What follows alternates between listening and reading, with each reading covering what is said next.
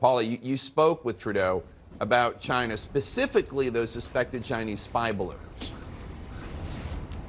Yeah, I got to tell you, Jake, that's all anyone can talk about in this town and this country, for that matter, is Chinese interference, and in so many forms. Not just the balloons and, quite frankly, buoys that they found in the Arctic, but also more insidious kind of Chinese surveillance, and that would involve interference into elections or even spying that is going on in this country. Some of it has implicated the Trudeau government itself. They deny that they had any knowledge of this. But again, these are thorny issues that, as Phil said, President Biden and the Prime Minister will be talking about. I want you to listen now to what Justin Trudeau told me about having to try and balance that Chinese relationship. Listen.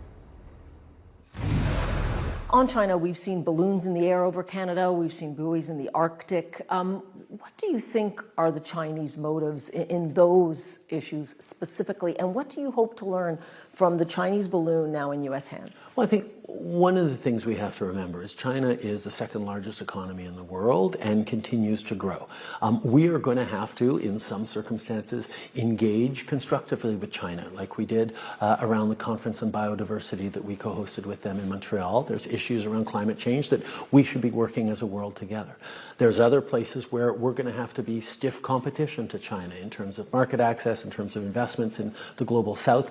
We need to be able to show that the West and democracies are there to make those investments, and they're as competitive to China. But there are also areas in which we're going to have to directly challenge China, whether it's on human rights, whether it's on security behaviors, whether it's on cyber attacks or concerns like that. We are going to have to continue to be wide-eyed and clear about the threat that China poses and wants to pose to the stability of our democracies.